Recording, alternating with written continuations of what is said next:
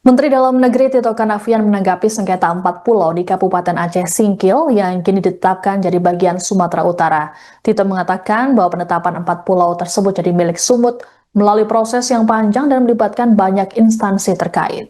Ditemui di Kompleks Istana Negara Jakarta pada Selasa 10 Juni, Tito mengungkapkan ada 8 instansi dari tingkat pusat yang terlibat.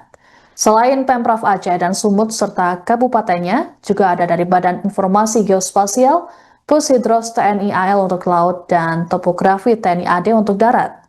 Menurut Tito, batas wilayah darat antara Aceh Singkil dan Tapanuli Tengah sudah disepakati oleh kedua belah pihak. Sementara untuk batas laut dua wilayah belum ada kesepakatan dan masih terus bergulir.